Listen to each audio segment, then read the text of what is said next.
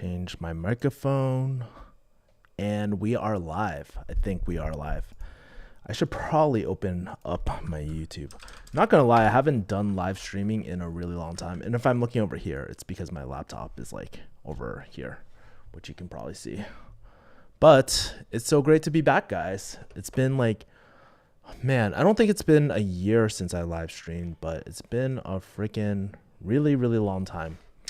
And my friend was like, so I was just off on the phone with one of my friends just now, and he was like, dude, you're live streaming? And I was like, yeah, because I honestly got really I was telling my boy, I'm switching the content on this channel, so I'm doing like a lot of book reviews recently. That's like cinematic book reviews, so that's kind of like the preview of what's coming. I don't know, I've been really torn this year about how's my audio sounding. Hold on, let me just make sure my audio is good. Hold on for 1 second. I think it's off. Hold on for 1 second, guys. Your boy is rusty at live streaming. Get the stereo. Cool. And then change this back. Now I should be nice and loud and stuff. But yeah, I've been kind of taking a break from a lot of the YouTube stuff recently. Like, kind of like, I was really thinking about like the type of niche I want to focus in and all that, because I've had some viral videos and stuff, and I've actually taken a few videos down because they no longer kind of fit what I want to do in the direction going here. And I think a major reason was like I've just been reading a lot recently. I was really inspired by Johnny Harris. He's the guy who does the documentary on like McDonald's, like why McDonald's ice cream machines are broken. I bought his course too with Nathaniel Drew. I've been also watching a lot of like Jake Tran's videos recently, and it's been really motivating. And I've just been trying to think about like, oh, what is my potential like blue ocean, the content that I really like talking about. Whoa, hold on, my video is like repeating. And I kind of want to change the thumbnail of this, but I've been really interested in kind of defining videos that really mean a lot to me. And the core things that I kind of discovered is like, I really like education, right? So I love personal development as always. I like sharing like brief moments of my stories and stuff. And that's kind of like what I really enjoy that type of content. And I was like, I read a lot.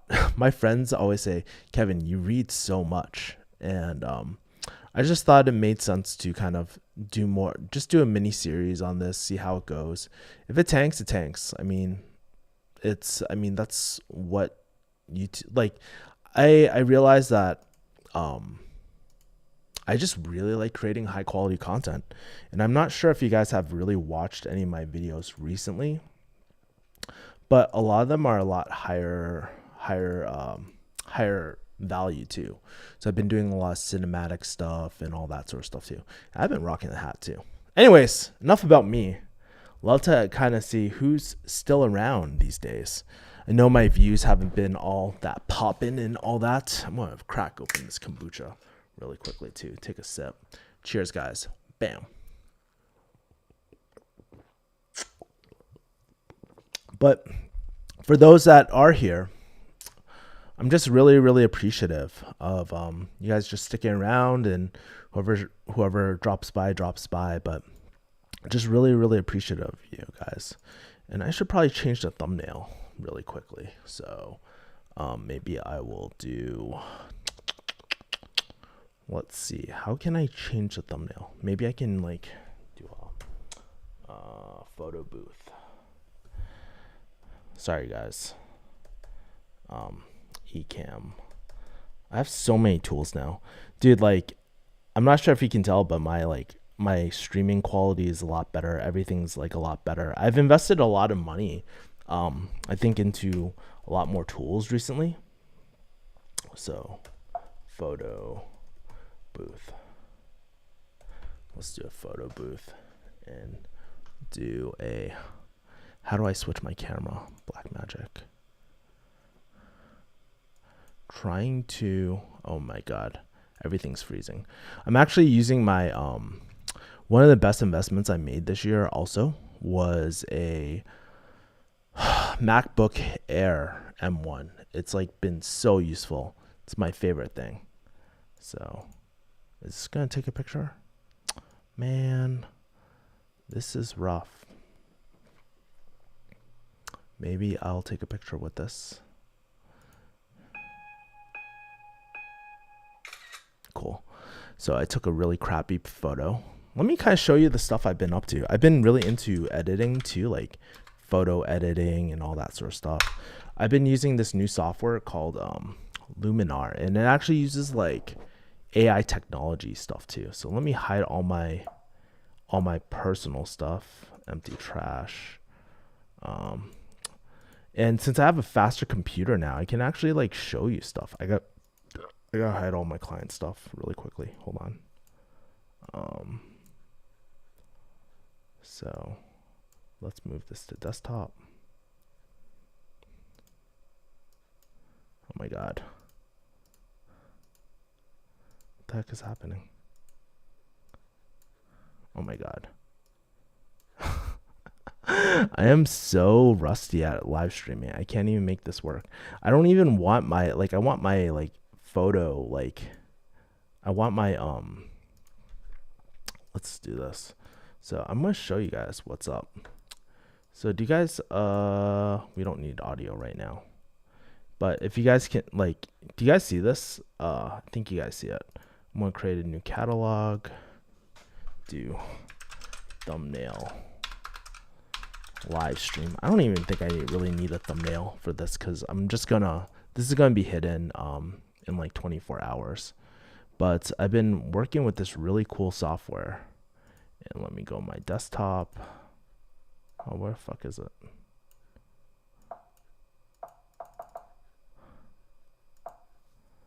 Let's see, let's go desktop. Huh.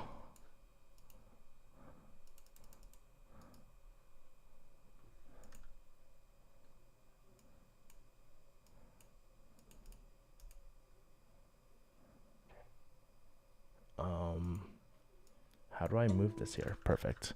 Now I can drag this over here.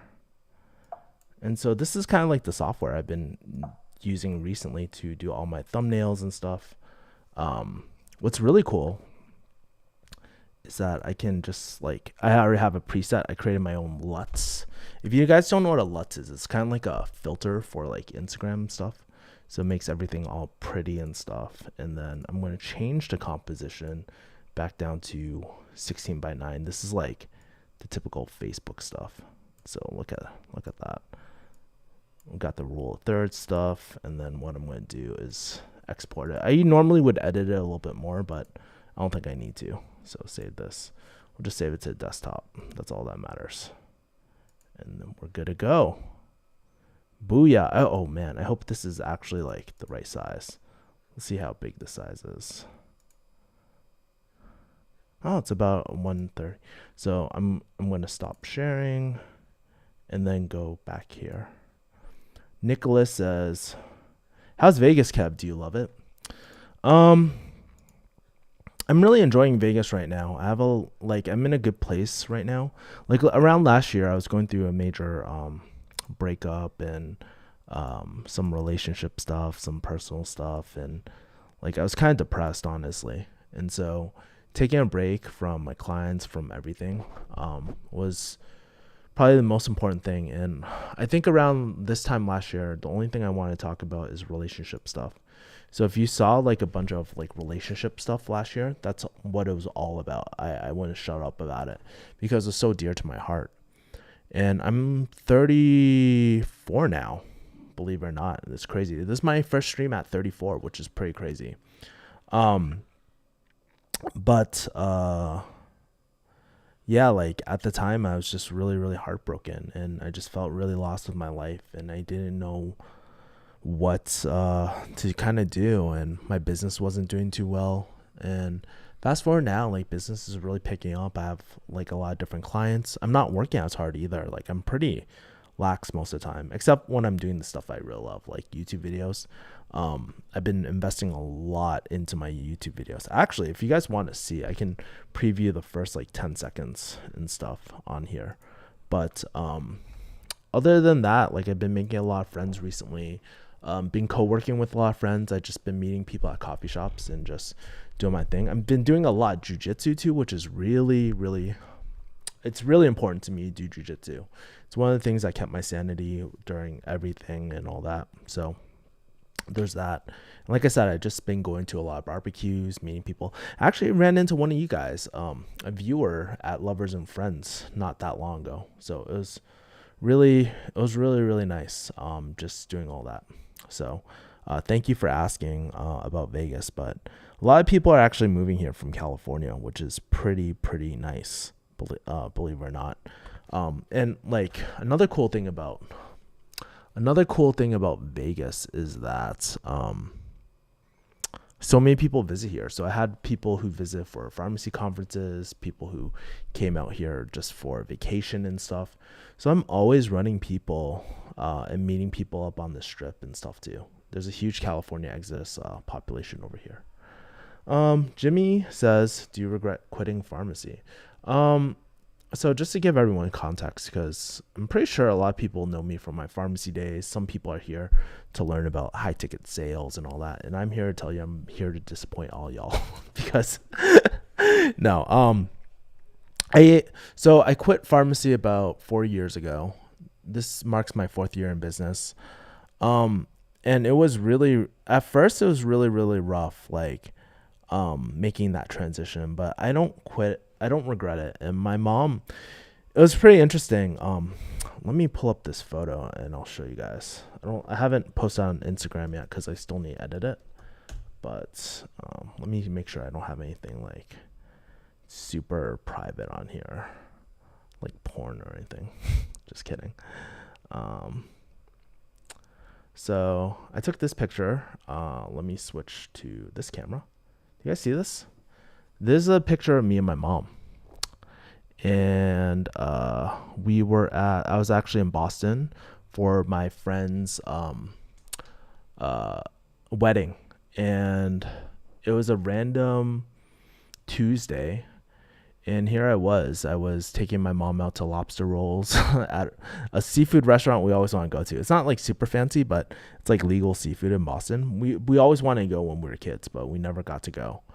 And I recently had the opportunity to take her to legal seafood, buy her some lobster rolls, and I forgot, she had some yellowfin tuna thing, some clam chowder and all that.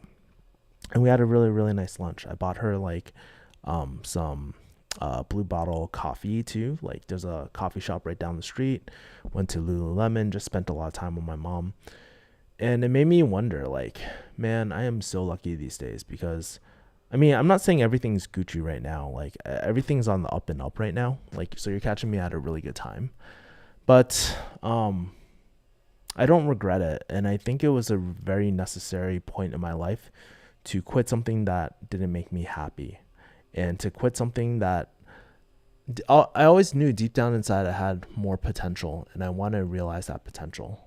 And I don't know, I just felt like I had something bigger inside of me, and learning some new skills. Like I love, like, if there's one thing I've figured out over this last few months, it's like I love creating, I love educating, and I love connecting people. In business, it allows me to do that. Pharmacy, not so much. And when something doesn't align to your mission, you can literally feel it, right? And that's how I felt in pharmacy every single day. And I just was very miserable from it. And so when I look back, I don't regret it.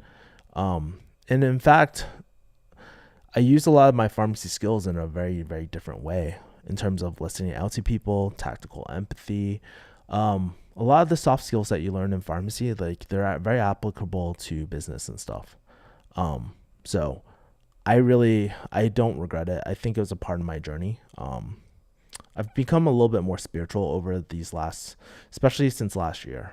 And I believe that it was like a part of my path, I would say, to leave pharmacy. So I don't regret it at all. And if for some reason like I'm meant to go back, it'll happen, right? But I don't foresee it, and I don't plan on it, and I don't actively fight it. I still have my pharmacy license and all that too. Like I still keep it active, but I don't obsess over, like when I was a lot younger, I was like, man, if I go back to pharmacy, I'm a failure, but really don't. But at this point in my career, especially in my business with the digital marketing agency, my closing clients, and even like coaching and like the YouTube channel, like I've been very, very blessed that I don't have to go back to pharmacy. Like, and every single day, I'm just really, really happy. I get to do stuff I love. I get to go jujitsu every morning. I get to meditate. I can control my day. It's not to say I don't have responsibilities, but I have a lot more flexibility since leaving pharmacy. Glenton got into pharmacy school at your old school and same program, P1. You weren't joking when they said this stuff is hard. Probably a lot of stuff has changed, bro, but congratulations getting into my old school. I used to live at Foster. So if you go to MCP Worcester or anything like that, then I used to live in the dorms over there. I'm not sure if it's changed. I actually went there not that long ago because I have a good friend and professor over there who really helped me out when I was at a very, very like low point in my life trying to figure out what the hell I wanted to do, right? So yeah, like it was very, very like, that was like, it brings back a lot of memories. And I think earlier Jimmy says, do you regret going to pharmacy school? I think one of the things I never regret about pharmacy school is that I got to meet so many really kick-ass people. A lot of them are still my close friends. Even we're coming up about 10 years later. Like that's crazy. I can't believe we're hitting our 10-year mark for my graduating class. But they're some of my best friends ever. And I couldn't ask for more supportive people in my life. And I really feel like I was really meant to meet those people in my life, to have those people in my life. I'm just really, really, like, I'm really, really blessed to have those pharmacy school memories, even though I don't use pharmacy traditionally as well. So, but yes, it is pretty hard your first year. Like, I don't know, because it's been almost 10 years since I go back to pharmacies, since I've been out of pharmacy. So I try not to give so much advice about like, how should I study in pharmacy? It's been so long. Like, you're probably better off asking someone who's like a P2 or something who can tell you something relevant, right? I'm a boomer in the pharmacy world, but it is pretty difficult. I think the most difficult part, I don't know how old you are, Glenton, but for me, I was like a young 23-year-old. I was very, very ratchet. And I was like, I was telling my mom this actually at Legal Seafood, like when I was taking out my mom for lunch. But I was just thinking like, you know what? I kind of wish like, if I really want to take my pharmacy career seriously, I probably would have waited just a few years just so that I could mature. Knowing what I know now, I wish that I matured a little bit more before diving straight into pharmacy. So, but I hope you're doing well, Glenton, with the whole pharmacy stuff too, bro. How did you pass calculus? Oh, God. Dude, I don't know. Like, calculus was always one of those things that came very naturally to me. I think part of it is I had a really, really good teacher, and I was the first one at my school to go from, I was in AB calculus, but then I transferred into BC calculus for my APs in high school. I don't know if that's still relevant, but I don't know. Like, I think like at the time I was just like, I really, really want to do well at math, and I just really liked calculus a lot, like understanding rates and integrals and all that sort of stuff. It was derivatives and all that. Man, seems like an eternity ago. I don't use any of that stuff anymore, but it's kind of funny. Got a super chat from from Jim. What's up, Jim? Thank you for the super chat, bro. This will pay for my boba. I appreciate you. By the way, special shout out to Job. He's actually one of my students for our high ticket sales. And so we've been working on getting him on a really sick offer. He has an interview tomorrow. So crossing my fingers, man. I've set up a few students for their high ticket sales careers and stuff, and it's been very, very rewarding. And Jim is one of those people that I'm very, very grateful for. He like I think one of the things I learned this year is that it's one thing to have all this knowledge for yourself and just learn by yourself, but to be able to spread this knowledge and see it impact people and see them grow directly. And not only that, like I grow too as a teacher or as an educator, because I'm always trying to level up my skills. And I noticed this through jujitsu, through high ticket sales, through marketing, anything. Like I learned so much by teaching other people.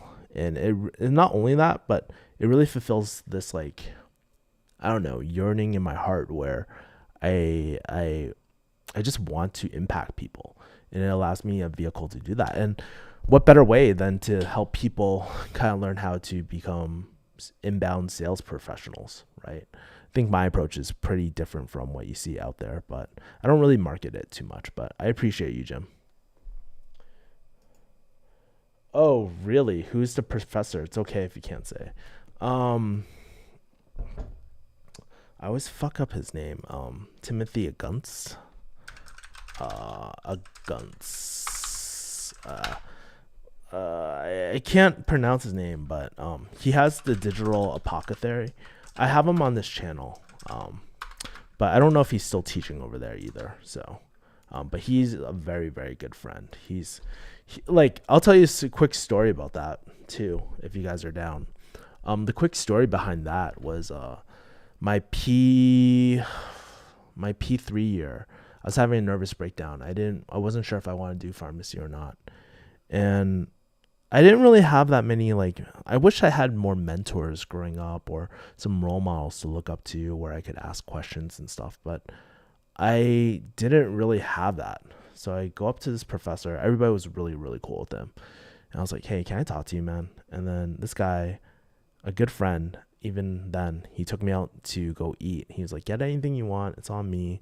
Just tell me your situation. And I don't remember what he told me, to be honest, but just having someone in your corner just to listen to you, it just really, really meant a lot to a young 25-year-old at the time. And I'm always very, very grateful for him. And he's such a great guy. Like, love him to death, man. So he's a really good professor. He's one of those people that it's really, really rare to find someone who actually gives a fuck about you. So if you can reach out to him, perfect. Tell him your boy Kevin sent you. He'll know who Kevin. He'll know exactly who I am. So cool. Hey, Taylor says, hey Kev, what's good, Mang? Man, I haven't heard that forever. We used to say that back in the Zynga days. What up, Mang? It's ya, big buddy Taylor. I can't stay long, but I just want to say hi. Please keep the great videos coming. I appreciate you, man. I hope you guys are watching my new videos. Like, okay, so for the last 10 and I appreciate you, Taylor. I really do. And what I will say is, like, if you've watched all my videos, like, just the production quality, the storytelling, I've been trying to do something new for the last, like, 10 or so videos. I can't remember, but since early this year. And I've been trying to make them incrementally better and better and better each time. One of the things that one of my friends actually today, I was telling him, what did I tell him? I just finished my video. I can honestly say it's one of my best videos out there. Anybody who knows me knows that I've been saying that for the last, like, who knows me personally knows I've been saying this for the last, like, 5 videos or 10 videos. And he asked me, how long did it take you? I was like, I would estimate about 30 or 40 hours. He was like, I commend your commitment. Been reflecting a lot. I'm going to commit to something and just stick with it. And then what I told him was, like, something that I've kind of surprised me and that I've learned is that I was like, even though thanks, man, I appreciate it. Even if my videos don't get as much clout these days, my skills are getting exponentially better. And I definitely feel it. I don't get burned out as easy. It's easier. I'm a better creative now than I was before.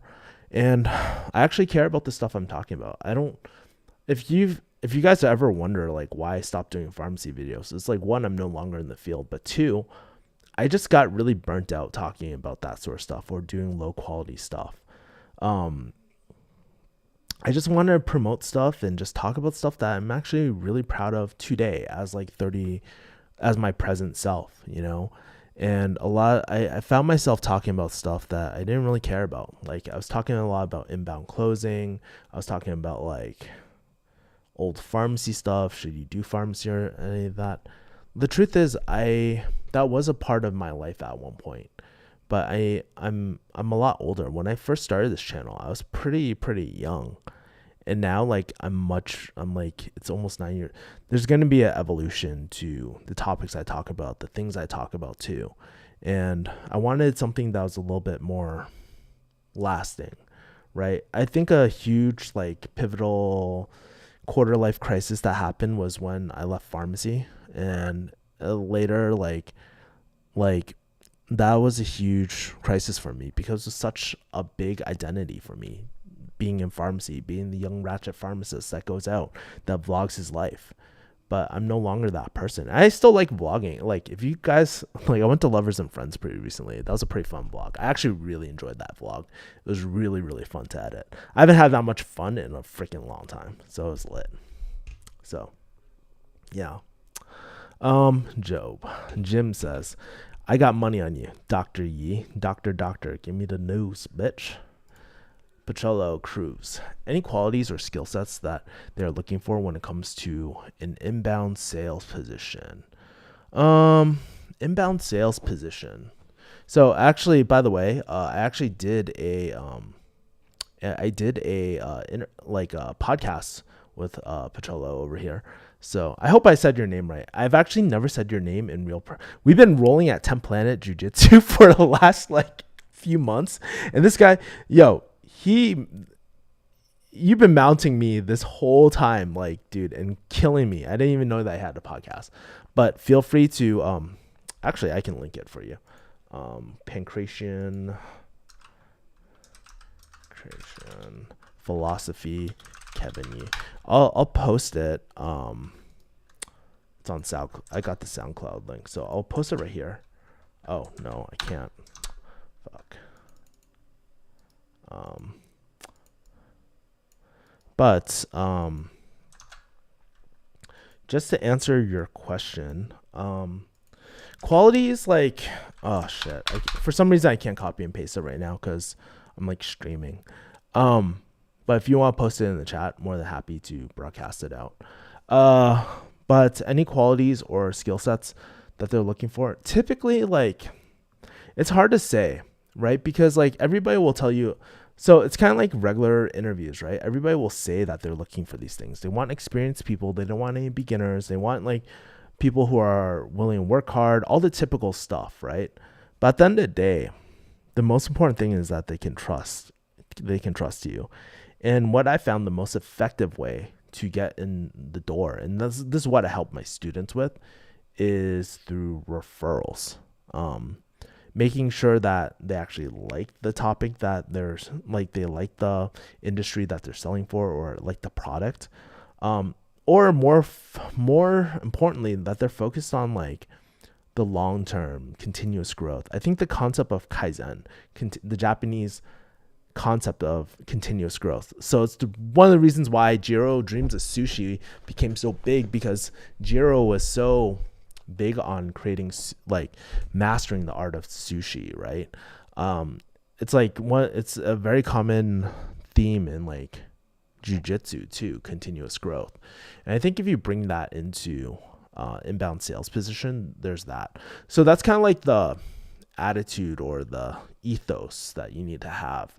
But I think like there has to be some core competencies and capabilities to skills, right? Initial skill sets, like how to hold an inbound sales conversation. There's always this structure. Like, it's not a very hard structure. It's not like, okay, guys, we have 30 minutes today and we're going to talk about X, Y, and Z. I used to do that and it was really bad. But these days I'm a lot more fluid. I'm just like, okay, hey, what's going on? I'm Kevin. It's really nice meeting you. Where are you calling from? Okay, perfect. Well, I know we got 30 minutes. I want to be mindful of our time today. Does that still work for you? Yeah, cool. So I should probably ask you, like, what's on your mind? What made you want to book a call with us today? right? And that's how I kick off the conversation. But knowing those like key checkpoints of the right questions to ask, how to like optimize not only for conversion but for like longer term like better clients too. That's really, all those skills are really, really important. Hunter, so I hope that kind of explains it. I don't really have a set criteria in front of me right now, and maybe we can look at different applications. But I'm telling you right now, what they ask for the applications is not what like people are actually looking for. A lot of times there's discrepancy. Oh, and I'm saying your name correctly. Okay, cool, Pacello. Perfect. Have you been going to JK News subreddit? The posts are hilarious, says Hunter. I know a little bit about it, because like I've heard a lot about the subreddits through my friends, obviously, because they're part of JK and whatnot. But no, I mean I see the posts and stuff like that, and I think I'm like, I just try to stay out of drama and stuff. There seems to be a lot of negativity, and I don't know if it's like legit or if it's like whatever, but I just try to stay out of it. I just stay in my own lane. What I've seen a recent rise of like anti-JK stuff, and it's okay if you don't like their content. Like I've kind of grown out of their content over the years too. But they're my friends too, so I always like I support them when I can. But like, I mean, there's just so much drama and just so much like, is this rumor true? And I'm like, it doesn't really affect our individual lives, but you know, I get it. When I was younger, I used to get caught up in like a lot of gossip news and stuff. It's kind of like YouTube gossip, and it's just really, really funny people's outside perspective of what's happening on the inside too. Cause like, I wouldn't say I'm on the in, like I wouldn't say that, but I mean, I know certain things because I live with them and stuff like that. But I don't know, man. There's just like so much drama. I just try to stay out of like internet drama and all that sort of stuff, right? I will say though, the one thing I do really like am a lot more mindful of, and the thing I focus on a lot more these days is just simpleness, peace of mind. I don't like drama. I don't like bullshit in my life. I don't like toxic people. Like I don't like overly negative people too. If you're going through a hard time, like not a problem at all. But like I've had to cut out like a few people in my life more recently.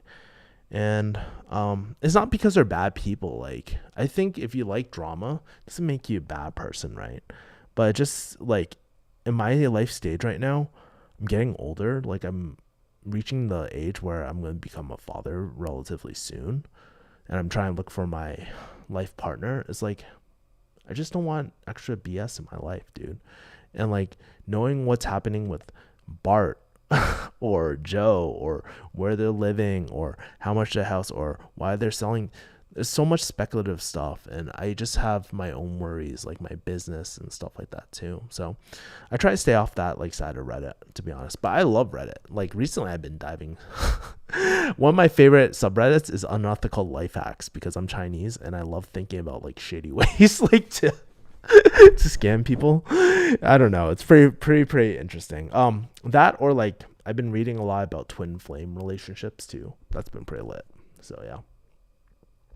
But no, I have not really indulged too much on the JK subreddits too much.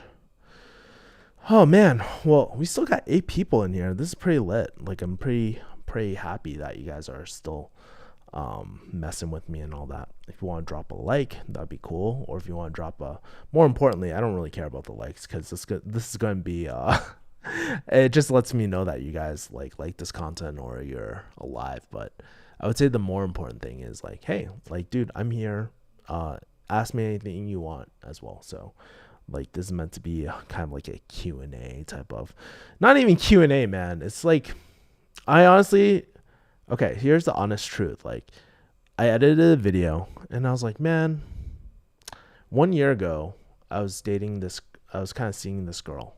And that was the last time I did that's the last time I remember I consistently did the streams. And then I think shortly after that, after everything fell apart, I just was not in a good place, and I was just like, I don't want to talk about my business. People are gonna ask me questions about like my personal life, and I'm just like really, I'm really upset. I'm really sad, because I feel like I've been losing so much, during that period of time. And so I just took a massive break, and then I reflected because it's been 1 year since that time, and I'm in a much better place now, and I feel like my mom was saying, like, I've never seen you smile this much. I've never seen you so happy. And I'm not saying like my life is like perfect, dude. Like I have my own business problems. Like I have my own, like we all go through some stuff, but I just really, really miss the interaction that I had, with everyone here, And I'm not saying I'm going to do this every Sunday or anything like that, but I do miss doing the live streams because there's something very, very special about like the communication that you can have with people, right? Through this online medium, right? I think the last girl I dated, I met through like my YouTube channel. The last girl I dated, and like I just been meeting a lot of cool friends, right? Like, actually, like if I were to talk about my Instagram really quickly, like I was chatting with some people on Instagram, and out of the last, let's call it 10 messages. All right, I'm gonna let you know how many came from my YouTube channel. One, oh shit. 2, 3, 4, 5. 5, 6. So seven out of like 10 people that I talked to like in my DMs, for on my Instagram, I met through this YouTube channel. And it's really, really beautiful, like seeing how important online relationships can be too. So it's really, really nice. I really enjoyed it.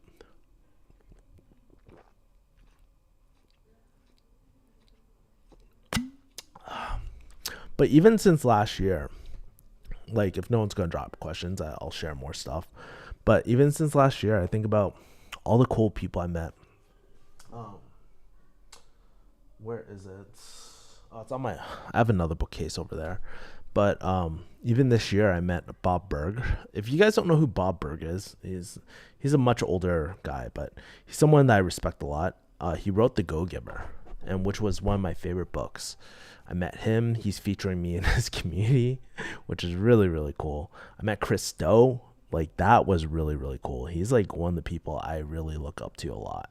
I don't really look up to gurus or anything like that like these days. Like I don't know. I just kind of like felt some sort of way about that online business world. So I'm not a big fan of gurus and shit. But like I really like Chris Stowe because he's very authentic. I met him in person. I've been following a lot of intellectuals and stuff too, like and storytellers and stuff. But been meeting a lot of cool people this year.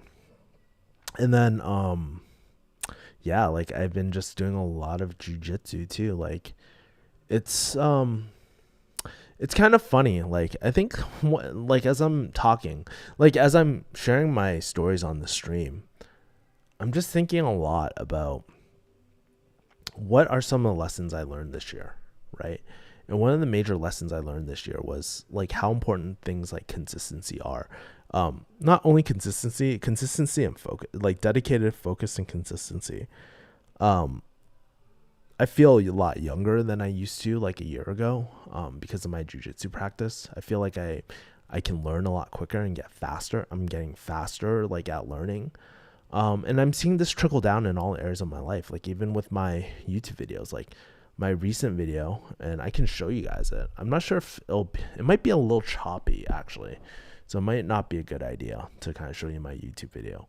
But like my YouTube edits, like they're a lot quicker. I'm getting a lot better at storytelling. I feel like everything is, even inbound sales, like I feel like I'm getting a lot better at everything I do. And it's been very, very that's the one thing. It's like consistency. And I think ever since I also made the decision to just like stay single for this year, it's been really, really good for my mental health too. Not to say I don't like miss my partners or miss being in a relationship or don't want to find my life partner and stuff like that. It's really, those things are really, really important to me. But I know that for me to kind of attract those type of things in my life, I need to be in a good place myself, and I try to be at my best, I guess. Right? That's is really, really important. What the? Hold on. Let's close this. Sorry, my computer is like glitching out because there's so many tabs open. So crazy. Um,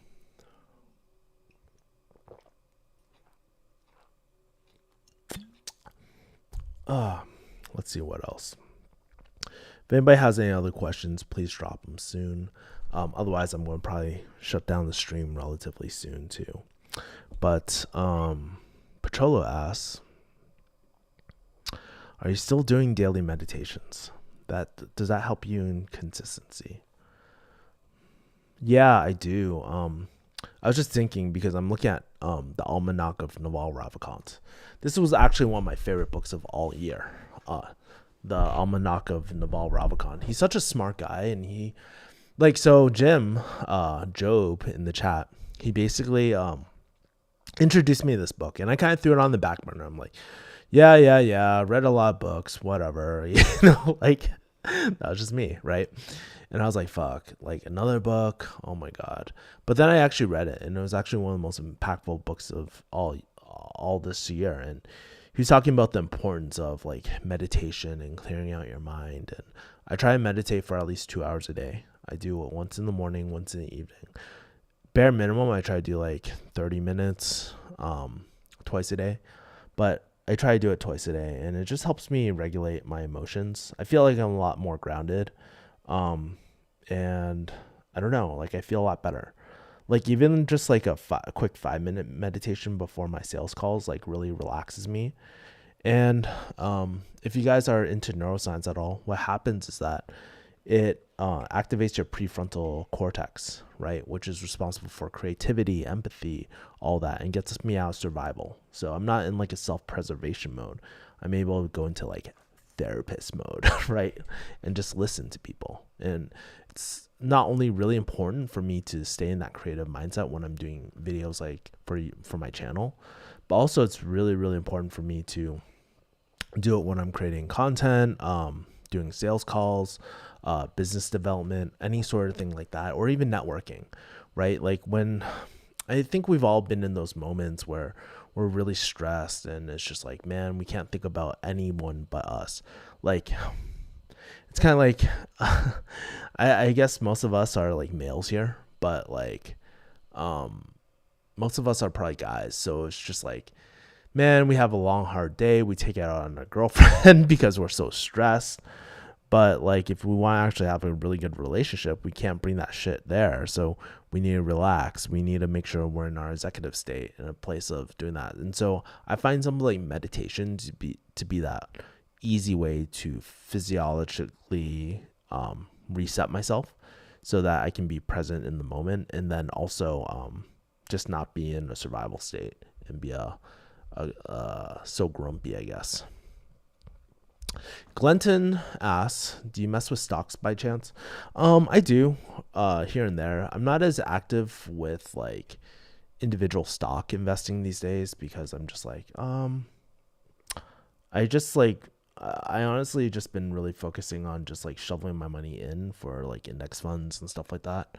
I have some crypto and all that sort of stuff too, but I'm not like as active with investing. Like what I realize is that I only have so much time, right? And I like to focus on those opportunities which bring me a lot of cash flow every single month.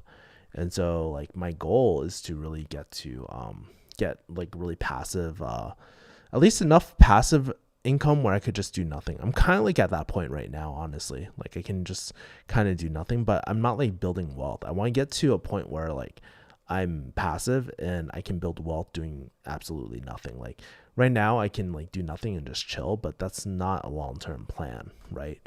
Like, so I want to be able to build a lot more wealth as well. But I bought like some big like pharma stocks, individual pharma stocks pretty recently. It didn't do too well, and it actually tanked. But that's the thing with like pharmaceutical stocks and stuff like that. You're taking a huge risk sometimes. Mo says, "Hey man, how's it going? How long does it usually take for you to edit your videos?" So back when I didn't give a fuck, like, and let's be very real. There was a point in my YouTube career where I just slapped some videos together. That probably took like a few hours, 5 hours. These days, if you watch my lovers and friends, that took at least 40 hours to edit. And on average, it takes about 20 to 40 hours for me to edit each video, probably on the latter side. Like today's video, which I finished editing like just a few hours ago, that took me about 40 hours to edit. And so there's a lot of things that go into YouTube videos that you guys probably don't see, like or notice probably. Like there's small sound effects that you probably never see. Like there was a small fire festival segment on my last video that you probably missed. Like you're probably, oh, that's cool. But that took me at least 2 hours alone or 3 hours alone just to add those segments. But the thing for me is like, most important thing for me is like when I create videos now, I want to be proud of every single one. And it's really cool if you catch a detail. It's really cool if you don't, right? But I know like every single thing that I put in my videos is intentionally planned now. And everything from scripting the video to shooting the video. My shooting process is actually very, very simple, right? Majority of the time is in the edit actually. If you can't tell, this is actually a teleprompter. I can like look at it and just like recite something off my screen if I really wanted to, right? But a lot of the time goes into the writing of the video and also the editing of the video. That's why I'm kind of bummed these days that my videos aren't getting as many views, but it is what it is. I've switched niches so many times. Like the YouTube algorithm doesn't know what I want, right? There's like a few hypotheses that I'm not going to go into too, but you know, I'll just say this. I haven't been doing a good job on my end to make sure that the algorithm knows who I want to reach out to be honest with you. So, yeah, that gives you an idea about like how long it takes me to edit a video. There's a lot of B-roll recently, so sometimes I have to shoot my own B-rolls. These days I've been leveraging some stock photos or stock video too, some cinematic stock video. So that's been really helpful. So I don't have to take all the shots, but on average, it takes me about 40 hours. Glenton Campbell asks, what tips can you give on networking? Yeah, this is like my forte. Like I would say I'm getting better and better at networking, but like, dude, recently I met some people who are even better than me. Like I think I'm just naturally good at it, but I've met people who are naturally good at it and they're intentional about it too. There's so much like about networking. Really depends. Like the way I look at it, like typically when people say networking, they're thinking about work, right? But I think like I'll give you an example. I met someone not that long ago, and he was like, I only want to meet people for 3 reasons. He was like, business associates, or he was like, client, like as my client, they can give me a referral, or we can just be business associates, meaning like we'll never talk again. And he was like, what do you want? I was like, I just want more friends, honestly. Like, I don't really care. Like, everything comes out from a good friendship, honestly. Like, if you think about it, your dating life, like the girls I've dated, and keep in mind I'm single, right? So don't take dating advice from your boy Kevin. But like the girls I've dated have all like been, we started off friends first, right? That's really, really important. And then once that didn't work out, we actually weren't really good friends to begin with, right? So there's that. The best friend, like my partner at the marketing agency, he met me through this YouTube channel. We became friends first, right? My clients typically are friends. We start out as friends. Like one of the people I'm teaching high ticket sales to, he's a black belt in jiu-jitsu, and I'm teaching him how to do inbound sales. And he's a really, really close friend, right? Everything comes from a really, like, that's the way I would do it. And like all of us have, I think most of us, I can't speak for everyone. I don't want to be assumptive either, but most of us have probably, if you follow me, you probably have some good friends around you. And so think about how you treat those people. Like usually you have their back, you have their best interests, you hold space for them. You ask them, hey, what's up? It seems like you've been kind of down. Like you want to go for a walk or something, like being that really good person. And like for me, I'm just lucky. Like I feel like I'm very lucky because I'm just naturally built that way. Like I've always been kind of curious about people. And so that's why I'm like really good at these like I wouldn't say I'm great at social skills, but like these tangential, like when people think about me, a lot of times they think, oh, Kevin, he's like that Italian mobster guy who's always like got a guy, if that makes sense. So that's my tip on networking. Treat people like friends, just like from a very high level. There's more tactical stuff, but I don't think you probably want to know that. Paul says, I'm a current pharmacist and admire your work. What's your biggest regret? Do you plan to get a new career? So I think my biggest regret,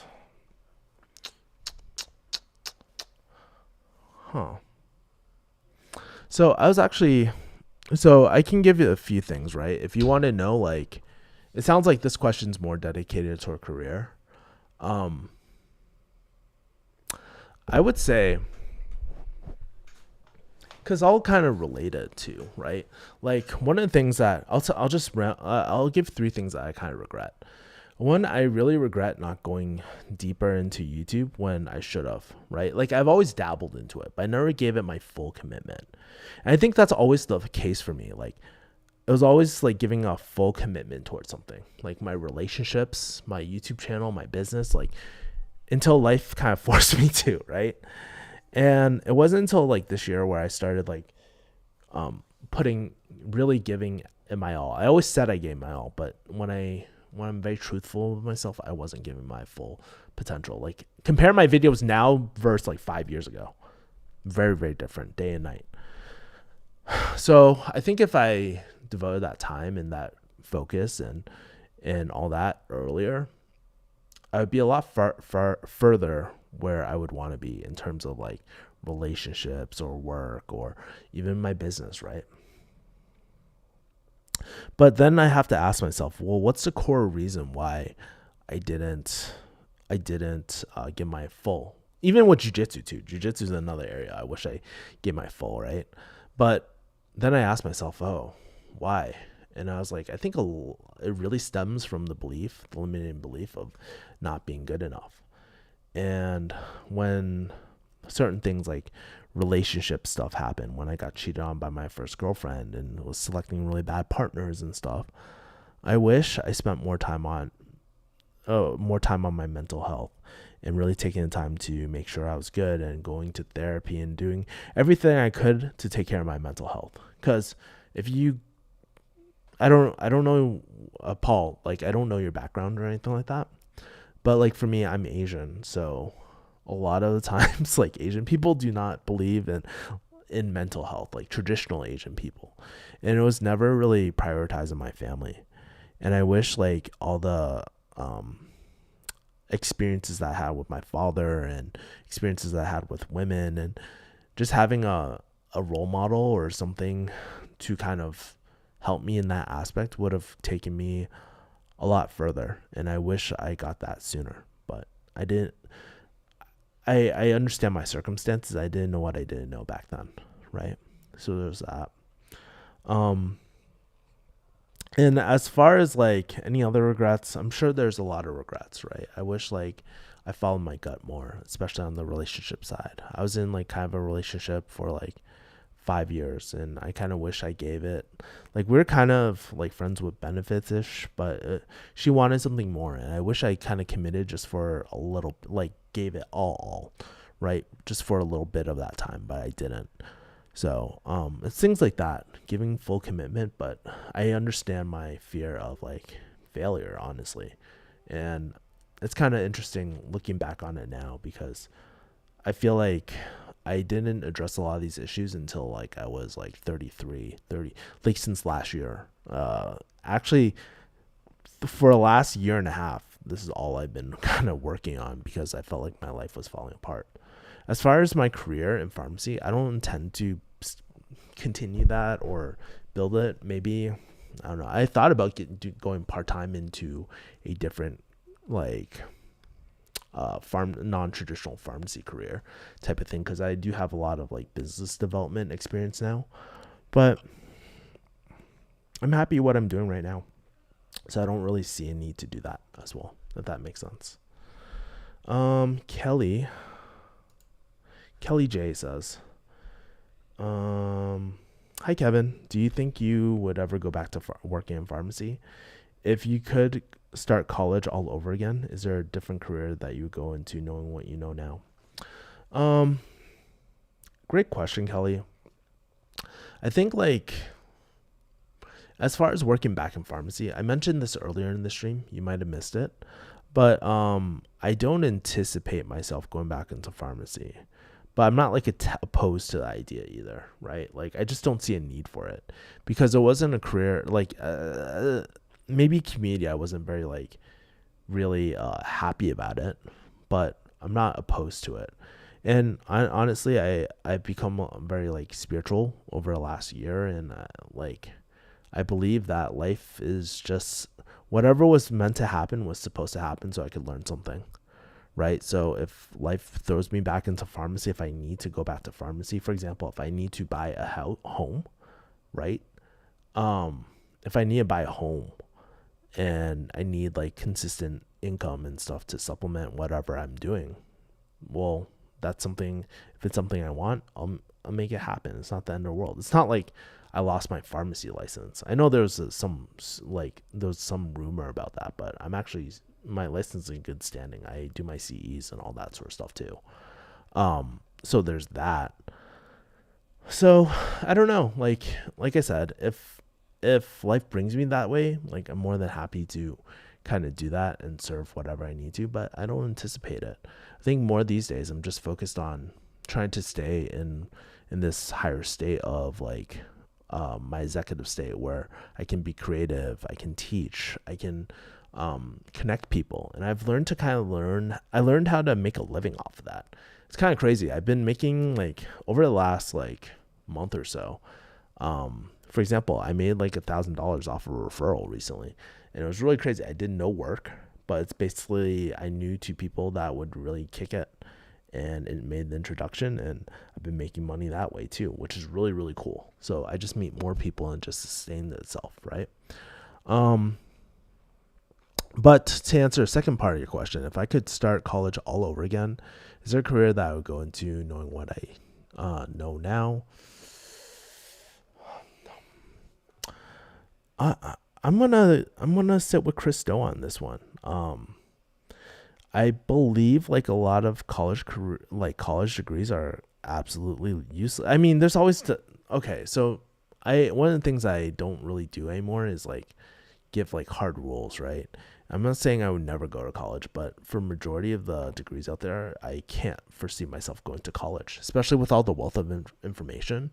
Like these days, you can like, if you have good friends and you're resourceful and you can read and all that sort of stuff, like you can learn quite a bit on the internet. I've known people who start off digital marketing agencies just with free content online. I'm not saying everyone can do it, right? But we live in a new age where you don't need school anymore. Now, while I say like school hasn't helped me, being like my professional career hasn't helped me, it definitely has, right? Because people are very intrigued about my story and how I've kind of come to where I'm at these days. But to say that school made or break me, I don't think that's the case. I think I would have been in the same position, if not like for example, like a lot of the JK people, like whether you hate them, like them, like at one point they were doing really, really, really well, right? And a lot of them don't really use their college education anymore. It just goes to show you this, like, and if you don't like JK, maybe there's like another like set of YouTubers, like for example, like I've been following like Stephanie Sue, and how she almost has 3 million subscribers these days, and she's doing really, really well. I don't know her personally, by the way, but I think it's very, very interesting, this new age we live in. And how this age of the internet kind of leveled all the playing fields. As long as you're committed to consistently learning and continuous growth, like it can bring you to a lot of places. So I think part of it though is the fear of committing to kind of that journey too, which is something I was really struggling with as well. Paul says, I left retail in 2015 when as need PRN until 2020, and it was a great decision. I do manage care and work at home, but sometimes pharmacy can be such a drag and you want to move on in life more than stare at a screen. Yeah, I can totally kind of like, that's a thing, right? Hold on. Okay, cool. Now I'm focused. That's a thing, right? A lot of people focus on just like, there's like the Maslow hierarchy of needs, right? And that's one way to look at things, right? As you, financial and living is like the first tier, but then you want more to life. And that's why I've really been subscribing to this, like, sneak peek, by the way. I reviewed this book in like 8 minutes. So this video is coming out this week. I have to do the thumbnail and all that. But that's why, like, I've been subscribing to the Ikigai concept of something that is more than just money, where it's like something you love, something that you're really good at, something you get paid for, and something that the world needs. Like those, I think those are 4 elements. Don't quote me on that. But like, that's what it means to, like, I think finding fulfilling work is so important, because I meet retired people. They're bored out of their mind. They don't know what they have all the money in the world, but they're really, really bored. So like making sure that you have all your financial means, that's not the end goal. It's really finding work that you love, that really enhances all areas of your life, that make you a better father, make you a better friend, make you a better person in general, right? And so, well, that's my philosophy at least, right? And that's why, like, for me, it's so important to find work that's really fulfilling to me, right? I know I'm not going to just twirl my thumbs and do nothing, right? I want to find, like, work that really means a lot. That's why I've been doing, like, these book reviews recently, too, because it's continuous education. It's more than just book reviews. It's like being able to teach, like, concepts in books in a short amount of time in a very entertaining fashion. And that's what I really love, is the fact that I'm educating, like, the next generation and stuff, and the bigger vision of, like, education, because I know the power of education too, right? Just reading so many books, and it really changes the way that you speak, the way that you view the world, your perspective. And that's why I don't spend too much time on, like, drama channels or dramatic people and shit, you know, like, because I want to find work that I love, that brings out the best in me. And I think doing something like inbound sales, for example, that has really contributed to my growth in the way I speak, in the way that I articulate things, in the way that I empathize with people too. It's made me a better content creator. It's made me a better person in general. Jiu-jitsu is one of those same things, right? Like, it teaches me always to be humble, not to fall into that Dunning-Kruger effect where you think you know everything, but you really don't as a beginner. I see it happen. I'm seeing it happen with one of my students right now. And it's like, finding work that you love, like, and it doesn't always have to be like exactly paid, right? But finding something that you love and you have something to look forward to, it really helped me with that, like, depressive slump I was going through last year. And if I didn't find work that I loved, then yeah, I don't know where I would be. Like, I don't think I would be in the same place that I'm right now, if that makes sense. Ooh, boy, still got 6 people in here. If you're still in here, drop a like. I'm gonna leave this stream up for like 24 hours, so I'll probably shut it like I'll probably not shut it down tomorrow, but what I'm gonna do is, like, unlist it. So if you have the link, you can refer back to this, but it's not gonna be public. So yeah, let's get ready to wrap up. I still got a lot of stuff to sell on Facebook Marketplace. One of my friends, she actually just she just bought a home, and the previous owners left all this property in her place. So I'm helping her sell all the stuff. She's giving me like 50% of whatever I sell. So I've been trying to sell on Facebook Marketplace recently too. So, by the way, if you're catching this too, this is probably the most important thing is, also, if you guys haven't heard from me here, I am pretty active on my newsletter. I've been sending out newsletters almost every week, almost, I think, right? Every week. So if you go to refugeehustle.com/join, you can make sure you can like follow me there, and I send updates there. I send my favorite things, what's happening in my life, some cool behind the scenes of business and stuff. And you can always I always facilitate discussion. So if you reply back to me, I reply back to you. Like I shoot videos sometimes.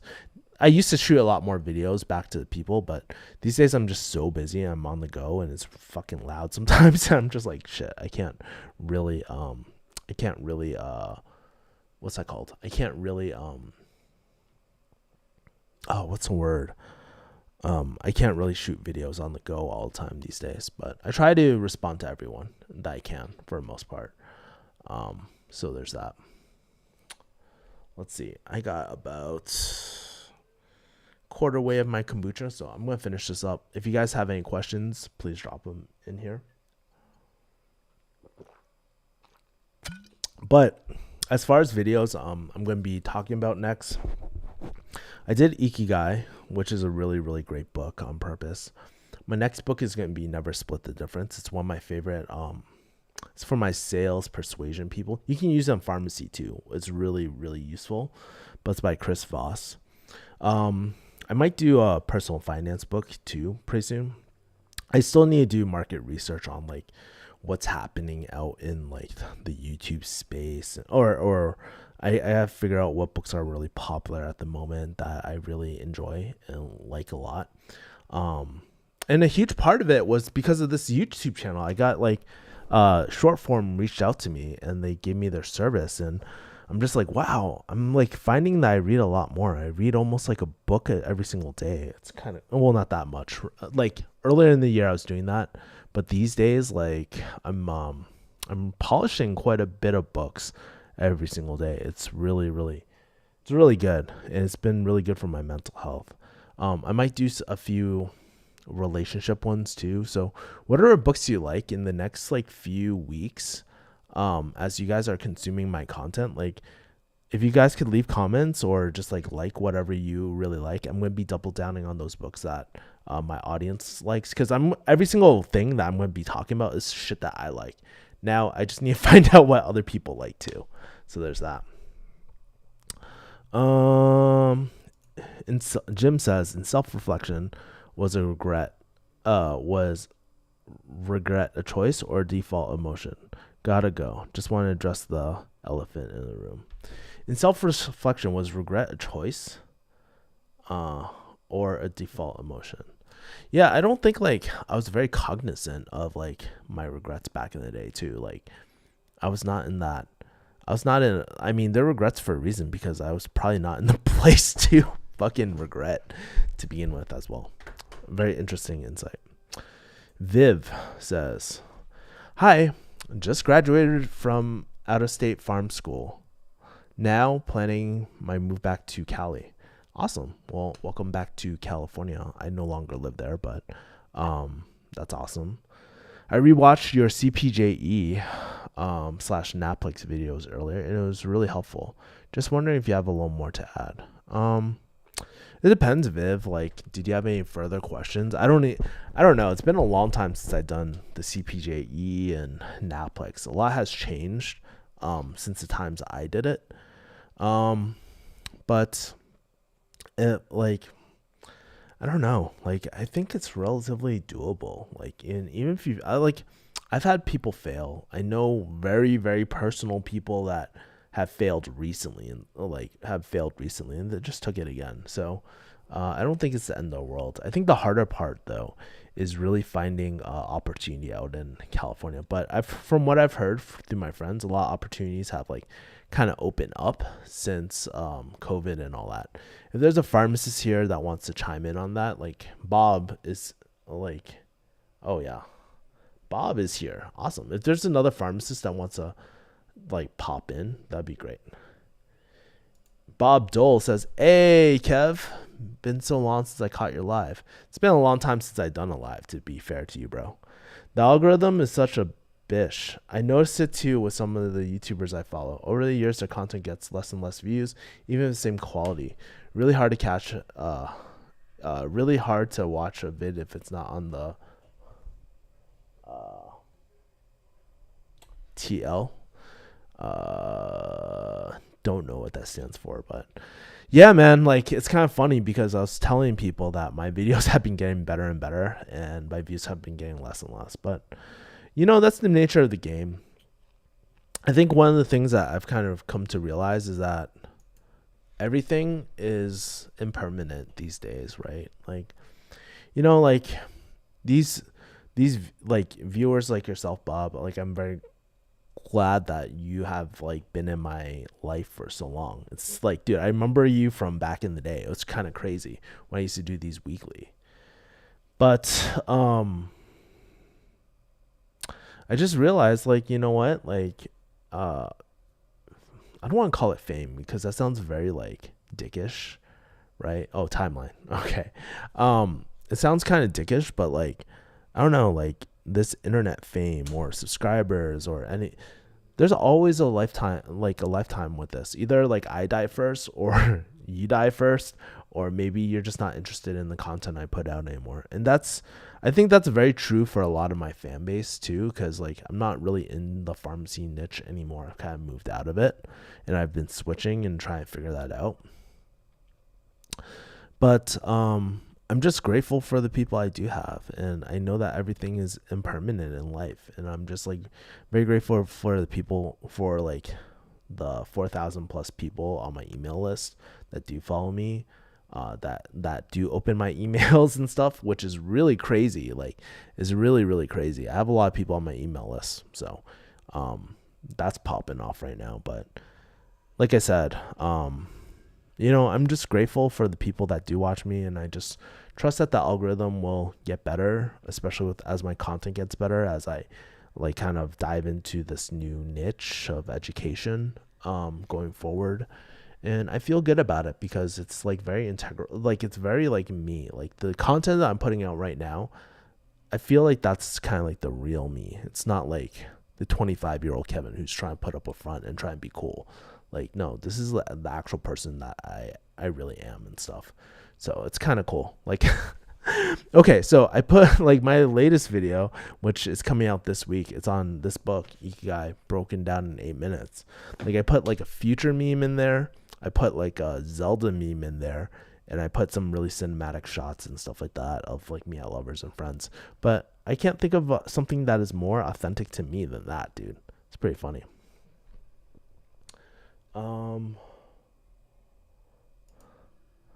Let's see. Oh, sorry.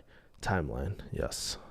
Kelly, I agree with you about being fulfilled versus having money. I'm a pediatric OT. Oh, that's very, very cool. Didn't know that you're an OT, Kelly. I'm kind of curious.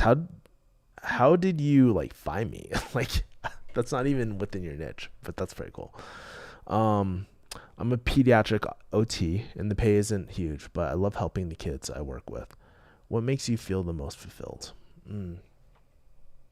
That's a great question. One of my good friends, by the way, she was a OT, like, and she worked, I think, with pediatrics too. But I think the most fulfilling thing, like I kind of mentioned it earlier, but it's only recently where I kind of identified it. It's like the 3 things that make me really, really fulfilled are like being using my creativity, educating people, like especially the younger generation. Like, could be jujitsu, could be like a lot of things, but kind of spreading the knowledge. And also part of it, the reason why I use educator, like, is because in order to be a good like teaching and whatnot, you have to be good at also learning too. So like there's that aspect that I feel fulfilled, like learning new things, continuous growth, using that for creativity, right? But also more important, like connection. Like, I feel like at my highest when I'm able to connect people's solutions, connect people with each other, help people make friends. Like, dude, I've connected almost a person, not every day, but close to every day. Making connections with all my friends so that they know each other and so that they meet each other and stuff. And that's been very, very valuable because they think about me too as being the guy to go to and I'm very blessed. I don't think it's like really hard to do that, but it's such a valuable thing in this age where I can help people feel less lonely, and I can help inspire hope, and I can tell I can tell stories that people relate to. I think there's no better feeling than like the feeling that I think about is like you watch this video, like for example, for YouTube, you watch this video and you're just like, wow, that really I really emotionally connected with this video, and I feel a bit better. Or if I don't feel a bit better, I feel like someone else actually kind of understands me. And then they look at the comment section and like, wow, there's a lot of people that are in this very similar situation, so they don't feel alone anymore. That makes me feel very, very fulfilled in life.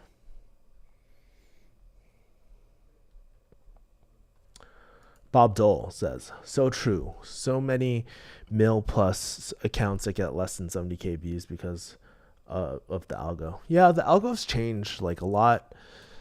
I don't know. I mean, I can blame the algo all day, but you know what? It is what it is. I mean, like, I just try to do my best to not appease the algo, but just to reach the right people. And it's the algorithm's job to put that video in front of the right people too. I just do my best on trying to figure out the best videos that people want to watch, or not people want to watch. Like, I forgot who I was talking to, but the number one thing that I care about is like making videos that I'm proud of, right? I'm proud of that I believe are going to help people, right? Then it's the algorithm's job to do whatever. I look at the data and just see like, okay, people like this, maybe there's a need here that I can fill, So there's a lot of those channels. So yeah, it's not the most fun. It's not the most fun as a creator. Like there's a lot of mental health like issues with creators, right? And I've been in it. Like seeing a video that you spent the last 40 hours investing your time into only to get $1 out, or like to get a 10 out of 10 on, isn't the most fun. It really actually sucks a lot. But like that's why I stopped. I try not to fascinate over the analytics. It's not like how it was like a few years ago, where it was like honestly getting 1,000, anything under 1,000 views was like very, very low for me. But now like I'm barely even breaking 200 or 300. My AdSense has gone down like the shitter, but it's okay. Like that's why you have to build out contingencies in life. Like I never was just reliant on just YouTube, but I really do want to grow out my YouTube. I feel like it's been a calling for me that I've been kind of refusing, and I think now is the right time as I think about like what I want, what I'm good at, like finding my ikigai through the YouTube channel. I feel very fulfilled. I get to tell small stories, even in these book breakdowns too. I think you guys will really like my video this week. I hope you guys do. If you haven't checked out my recent video on Lovers and Friends, that one spent a lot of time with, and I hope you guys like that too. It was really, really lit. Like my last 10 videos, all of them I've been very, very proud of, and it's incrementally. So if you go back to the first video of like I can't remember which one it was, but if you go back, at one point that was my best video that I could ever created, and I was happy with that. Now I'm like super, super happy with my videos. So yeah.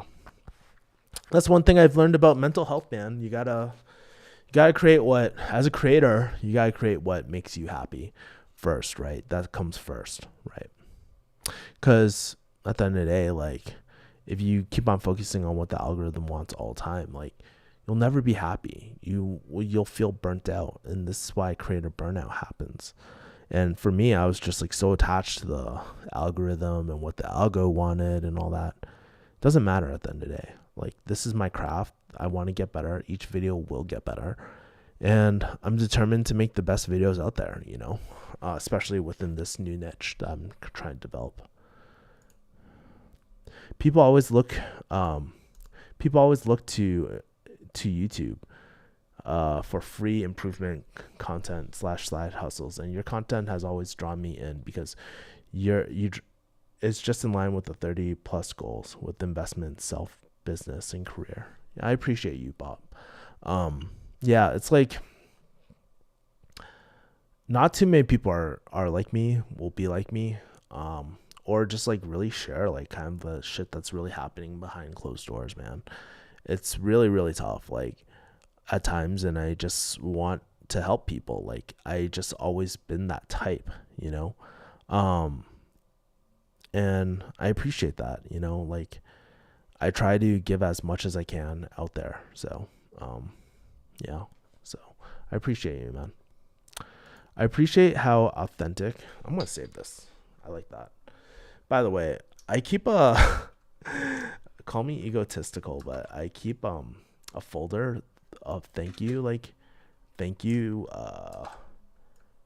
screenshots. And so I'm saving yours, Bob, and I'm saving Kelly's. I'm pretty sure, Bob, you're in like my thank you screenshot folder too. But if anybody else has any comments about like some of the most beneficial stuff that you guys have had on this channel, I would appreciate it too. I should probably screenshot what's his name's Jim's, and I'll answer your question in a second. Cool. Let's go.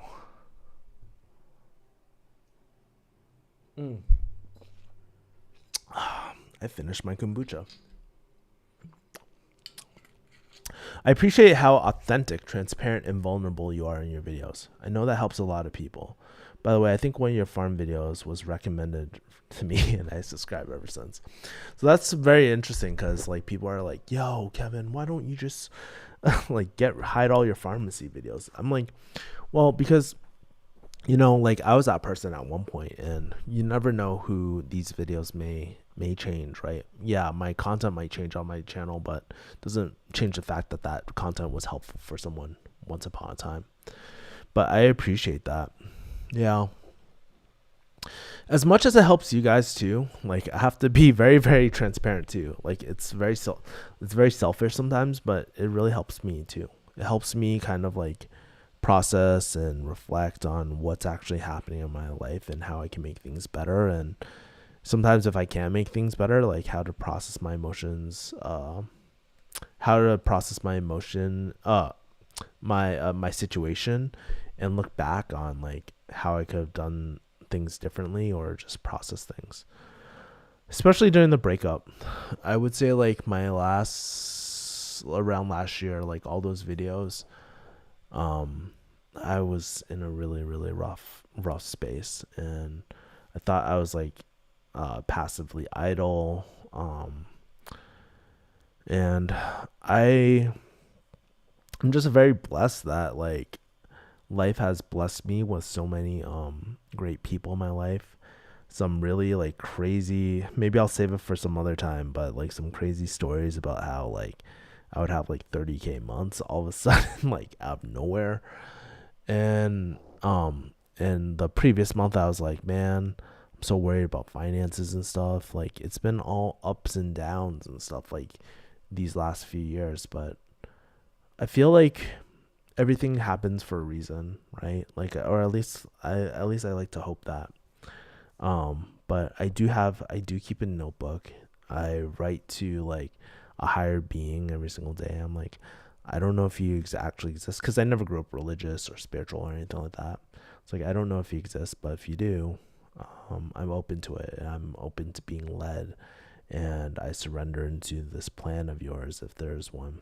So ever since I started doing that, some crazy things have happened. I know that like, and it just has me just worrying way less too, like way less. I don't really talk about this too much like on my channel because I don't really have the opportunity to talk about it, but it's kind of crazy. And I'm just hoping, like, especially with my relationship life, as I get older, I really want to find my life partner. Like, okay, so there's been situations over even this last month where like people just want to hook up and stuff, but I'm not into that anymore. Like I just want to find my life partner and just move on with my life and just have it bring out, um, like have someone by my side, but also bring out the best in me too, where I can support them too. So, um, I've seen like the impact of relationships on my friends, the impact of relationships on my family, and all my close friends are like married at this point. I'm like the one of the last ones, and I was like, dude, I do not want to fucking die alone. Like that is bad. I don't want to die alone. But I also know like too, like as I think about my relationship life, um I was reading this Alex Hormozy quote. I actually want to share it before I take off today. But it was very touching. Twitter. Let's go on Twitter. I think he posted it. Hormozy.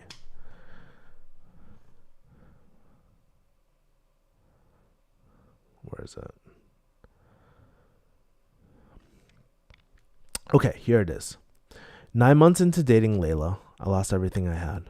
I stared at her and said, I'm a sinking ship. If you want to leave me, I 100% respect that. At which point, she grabbed my chin to tilt my head up to meet her eyes and said, I'd sleep with you under a bridge if it came to that. And Alex was saying sometimes you need someone who believes in you more than you do. And I think about like everything I've gone through and stuff, and I just wish I had someone like that in my life, that was so supportive. And I think I had those people in my life, but I wasn't mature enough to kind of keep them in my life and to really commit at the time. But I know I'm a different person as at 34. I know that I've learned a lot over these last 4 years since my father passing away and since like leaving pharmacy.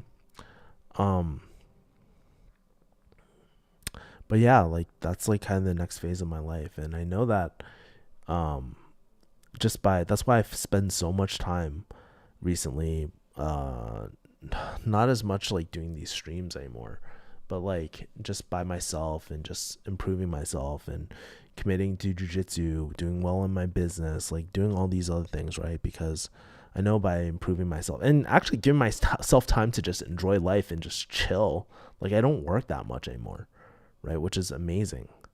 But like I know by being my best self, like it'll attract all these like great opportunities, because it has for this last year. And I'm just very, very grateful for that. Oh man, just you guys sent me on a whole tirade. $20 from Bob Dole. Hey, I appreciate you, Bob. Thank you. I'm gonna screenshot this.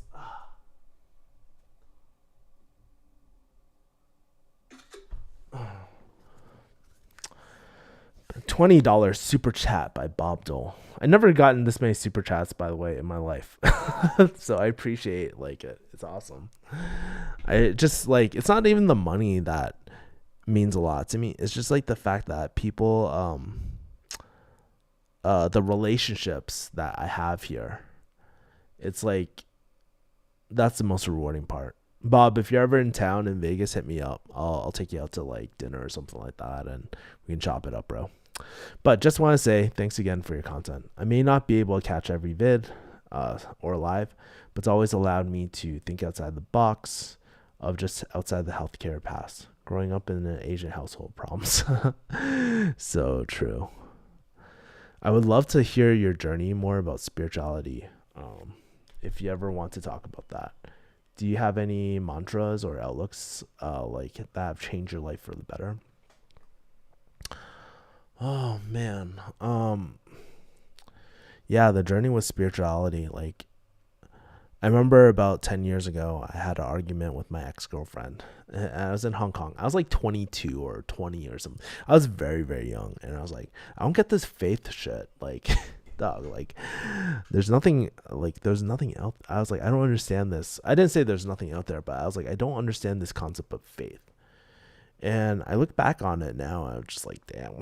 It's like, you just don't know what you don't know. I was always agnostic, by the way. I never like was atheist or anything like that. I still don't like subscribe to any sort of thing because I feel like I'm still being led at the moment, right? But in terms of mantras, I think one of the books that really changed my life is not even the book, like the person that changed my life the most was someone I talked about on my channel. His name is Dr. Eugene Choi. He was in the video of like behind at 33 or something like that. I have a few Zoom calls with him, and he has a masterclass and stuff, whatever. But sorry, he's the one that really changed my life because like I don't think I was ready at the time for that spiritual talk. Like I needed the neuroscience like bridge, and that really helped me kind of like access higher things. But I don't know, there's something I've kind of internalized is like life is always working for me, not against me. And it's kind of like sometimes like when shit is going really, really rough. So I don't think I've ever talked about this on this channel, but I think I met my twin flame like last year. Like legit, I think I met my twin flame relationship last year. I've never felt this way.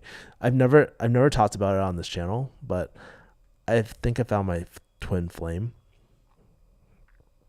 And it really hurt losing my twin flame, like seeing that like disintegrate or whatever. And during the time, I was really, really hurt. But after being 1 year out of it ish, right? I look back at that and I'm just like, this has allowed for so many great growths for me, right? Like I'm okay spending time by myself. Like before, I wouldn't be okay spending any time by myself. I wouldn't be okay. Like, I always need to be around people. I always need to go out. I always need a distraction. And until I sat with my feelings, I didn't really realize like what really mattered to me, what were my true values, and what would make me happy, not other people happy, and what's the life that I want to live. And it was because of her that sent me on this path and stuff.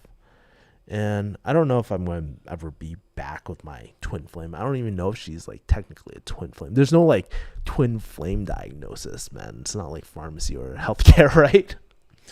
But I think about like the breakup and the falling of that twin flame relationship, and even the previous relationship with that.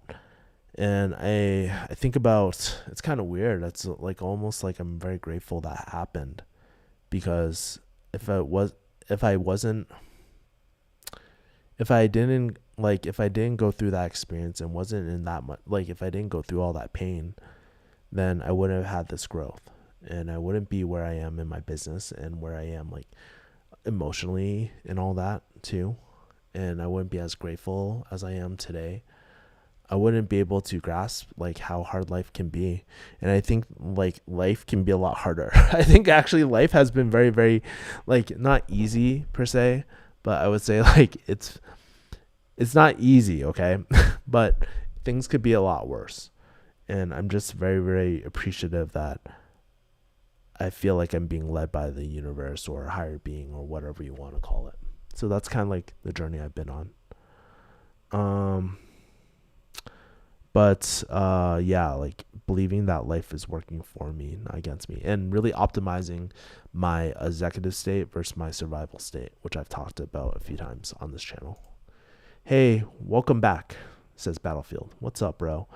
It's nice hearing from you guys again. Like we got the old crew in here, man. I love it. I'm very happy to be back. I'm not sure if I'll do this every single weekend, but I want to at least do it like once a month. That would be pretty cool. But yeah, yo man, we missed you. I missed you guys too. That's why I'm back here. I felt like I couldn't show up this last year because I had to just focus on myself and my mental health. But I'm like, dude, I'm back kicking. I'm smiling, bro. Like, missed you guys too.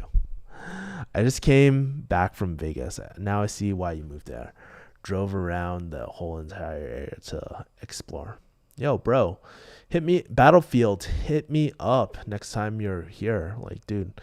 Yeah, if anybody is like watching this, because no one is going to watch like what, 1.5 hours in my live stream. If you guys are here, hit me up on Instagram and then we can meet out. I can take you out to dinner, do something. So yeah, like love, honestly, meetings, the like online people in real life has been so rewarding. It's my best friends have come through YouTube. I've had some weirdos. Like I've had some really like weird people. But most people, majority, I would say 95% of them, all really, really cool. What's a twin flame relationship? Well, I'll pull this up really quick. Twin flame relationship. They say it's like, okay, so it's like super woo woo. I feel like I'm gonna get judged for this shit.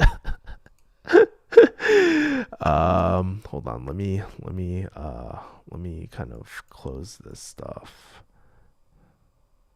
It's actually surprisingly talked about in psychology as a phenomenon, but there's like no scientific backing for it.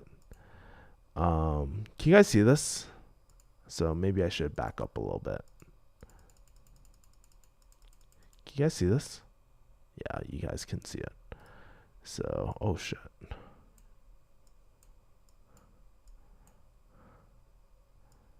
Okay. What is a twin flame? So they say twin flames are halves or mirrors of two completely different individuals. They have similar strengths and weaknesses. And let me find an infogram, actually. That would probably be better. It'll probably be easier. Twin flame infographic.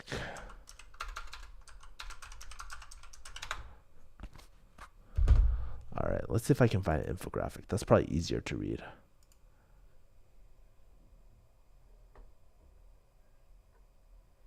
Telepathy. Oh, yes. Let's look at this one. Let's look at this infographic. This looks relatively interesting. Yes. Okay, so I'm going to switch back. Can you guys see this? I think this is pretty accurate. I just pulled this up on Google. What happens when twin flames meet? Intense connection, staring into each other's eyes and seeing the soul behind the ego. You can't look away. It feels like you've known each other for lifetimes. I felt this. I definitely felt this. It was crazy because how I met my twin, like how I think I met my twin flame. If she is my twin flame, like I don't know, but was actually I was at my dad's grave and I Instagrammed something and then she was like, "Surrender is the key" or something like that. And I actually ignored her, but we couldn't stop. Like I ignored her and I was like, no, I'm going through another breakup right now. This is not gonna work out. But then she kept on messaging me and we actually talked. And when we did talk, I was like, holy crap. And then we met each other in person. We weren't intimate or anything like that at the time. But I was like, oh my God, this is a really, really strong connection and it's crazy. So there's that. Mirroring. Your twin is not your perfect match. They are your mirror. Your life, perspective, and actions may mirror theirs. They make you see the truth about yourself. I would say so. It made me realize like how, not insecure. That's not the word. It made me kind of realize, and we'll go back to this infographic in a second. It made me realize about how little time I actually spent just figuring out what the fuck do I want, right? And so like, we were kind of different, but we had a lot of similarities, like very similar upbringing, all that sort of stuff, and we just connected. But I saw like during the interaction with her, that mini thing that we had, it made me look at like a lot of things, like, do I really want kids? Do I really want, like, what are some of the things that I really, really cared about? And we have very, very deep discussions about this all the time. So yeah. A whole new world. Let's see. A whole new world. You create a secret language and world together that no one else understands or knows about. and you both revel in it. Yeah, we still like do like when I say role playing, it's gonna sound like so like sexual and shit, but no, we would just have like a lot of fun. We would call each other every single night, talk for hours and hours and hours. It got to a point where like we're like, okay, it's affecting our personal lives. We need to stop talking all the time. There's another point of magnetism. You feel overwhelming pull towards each other. You look for ways to be in each other's energy. You feel a deep sense of contentment in each other's presence. That was very true. I just felt like at times I just like felt so drawn. I couldn't really explain it. Like as much as I tried to not get involved, it would happen anyways. Like it was so crazy. My friends remember me talking about this, like, nah, not gonna happen, not gonna happen. All this sort of stuff. Very, very interesting. Unconditional acceptance. Don't show again. Unconditional acceptance. Even though mirroring causes friction as your twin shows aspects of yourself that you need to heal, you can feel their unshakable love for you. That is true. Like, I felt so safe and heard, and I felt like I could do the same. It was like something I'd never been in before. It was really, really crazy. And it was very short. It was a very short thing. It wasn't that long. It was really crazy. And then the last one is duality. The intensity of the connection can cause one twin to pull away from the other despite the love they feel. This relationship has ups and downs. It can feel like a contradiction. Yeah, there were like points in this like kind of twin flame relationship that I had where I shot some content about it, but then I decided not to because I just felt like it was so like personal and shit, you know, like I didn't want to kind of throw like their business out on there too. So kind of reluctant on that. Yeah, so I hope that answers your question. Do you know Pickup Alpha? I don't know him. I have mutual friends that know him and stuff like that. But yes. All right, guys. We are 11 people still on here, man. We're gonna wrap up soon because it's almost 8:00. I gotta start listing my stuff on Facebook and stuff. But these last few minutes, drop any final questions that you have. We covered a lot today. Like I didn't even expect to really talk about. I honestly did not expect us to talk about like twin flame relationships, my business, all this sort of stuff. And thank you for all the super chats today. I really appreciate you guys a lot. My like to be very transparent, like this channel, the AdSense has been shit in the bed, like significantly. It's like gone from like almost making $700 per month down to like, and we're talking about AdSense, right? Down to like 150, 150. I think my last payout was like 160. It hasn't been too hot, but whatever, you know, like I don't really get attached to numbers. It's not my only thing. So I'm not like torn about it, but it made me wonder like, okay, this is an opportunity to really kill you, like to do really, really well on YouTube and to pivot and stuff and talk about stuff that I really want to. And I like doing these live streams because I get to talk about stuff that I don't always necessarily get to talk about on my channel. But yeah, it's really, really cool. Soulmates. No, they're different from soulmates. My friend sent me this like really good intro. Like, so let me pull this up really quick because I was like, is it the same as soulmates? It's not. It's very different actually. My friend sent me this diagram. There's only one of my friends I can talk to about this. So if you guys are really into this stuff, like, feel free to shoot me a DM. And I can talk about this all day. It's like crazy. This is the stuff that I'm kind of into. Not gonna lie. I got really into woo-woo shit. Okay. So here is the difference between a twin flame and a soulmate. So let me... Oh, shit. No, that's my Facebook. Nope. The fuck? Hold on. Do you guys see this? Let's see. Let's zoom in. Hold on. I'm zooming in, guys. I'm going in. Okay. I hope you guys can see this. It's probably not perfect. No. Nope. There we go. Okay. Let me zoom in here. Whoops. Okay. So on the left is twin flame, on the right is soulmate. So your twin flame is a mirror.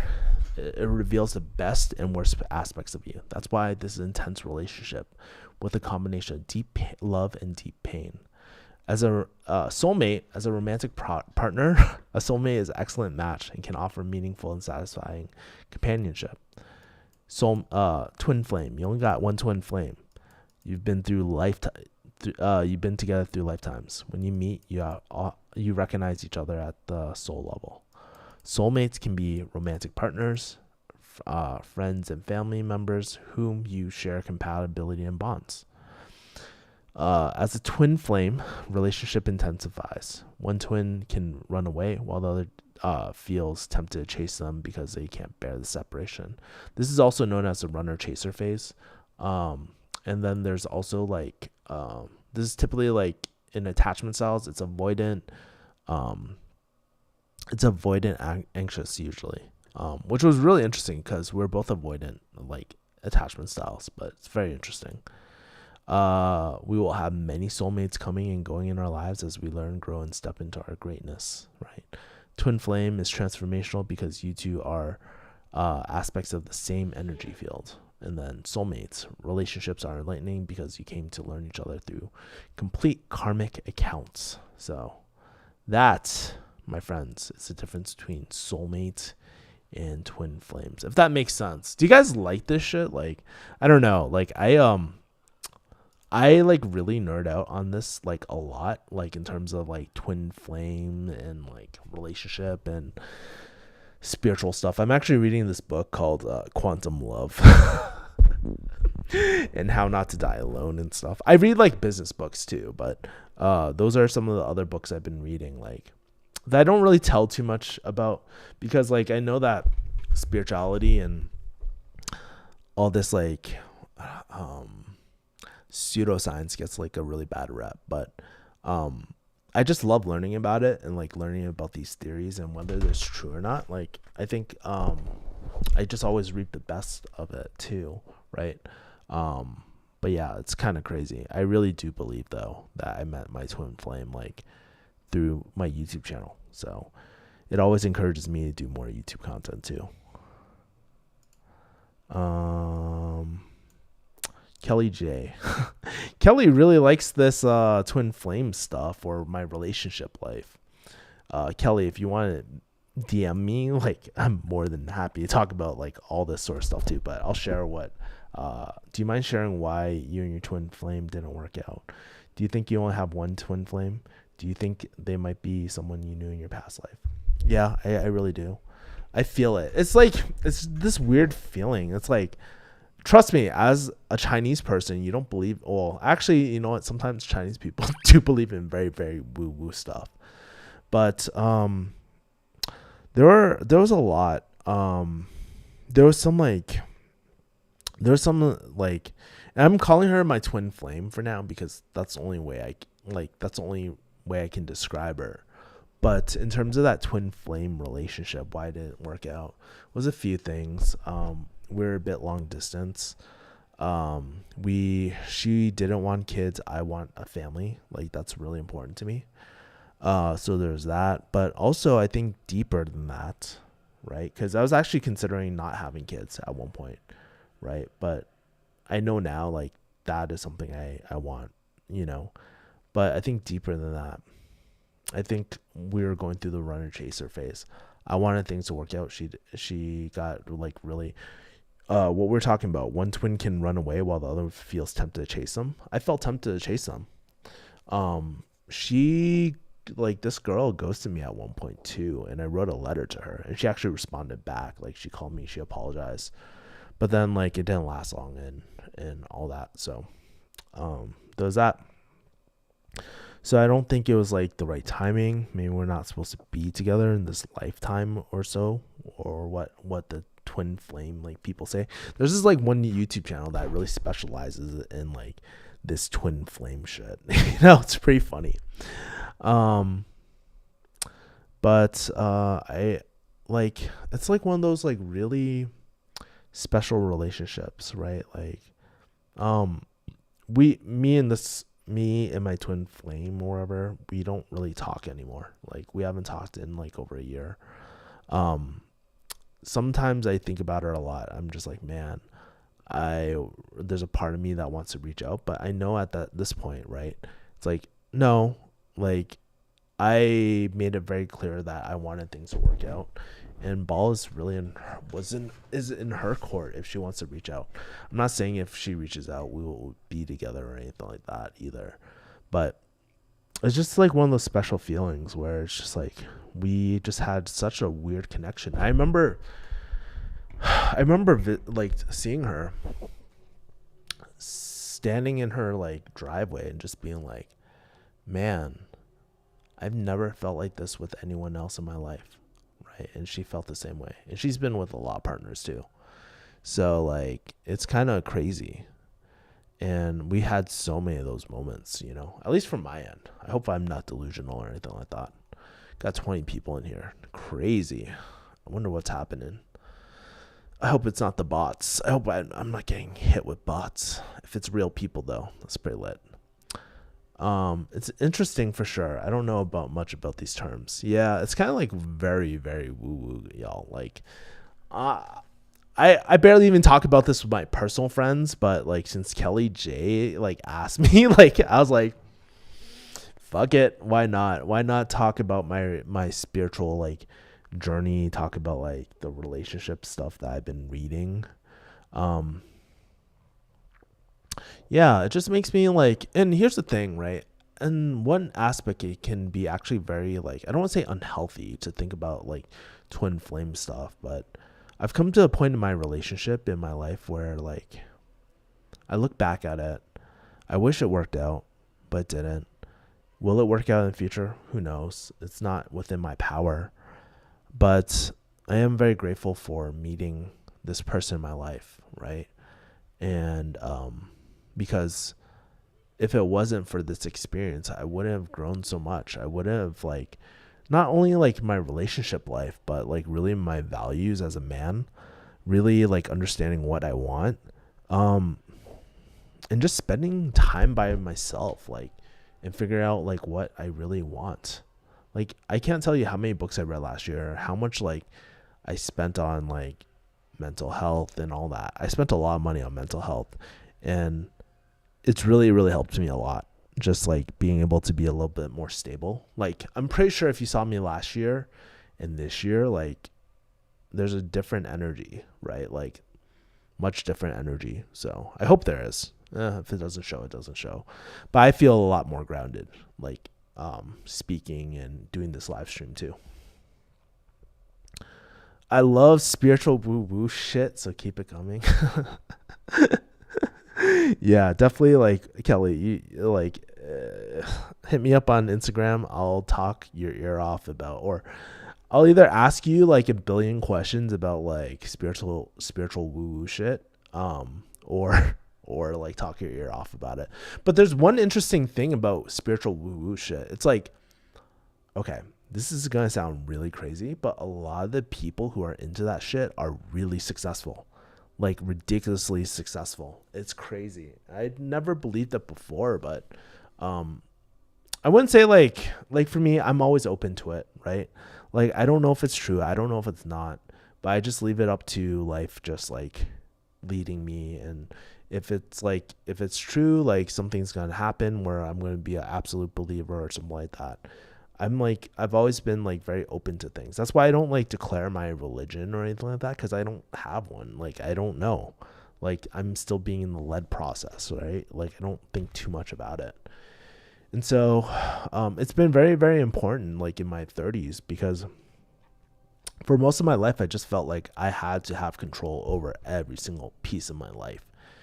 And it gets stressful. Like, there's no way that you can have control over everything, every single little piece of your life. It gets very exhausting. And so like being able to like I really do believe like things like the prefrontal cortex, we're built this way to believe in something like higher, more than ourselves, because when we're in a survival state, it's very it's a self-protection type of thing, or self-preservation type of mechanism, where like when your amygdala when your amygdala is activated and all that, we call it amygdala hijack and all that.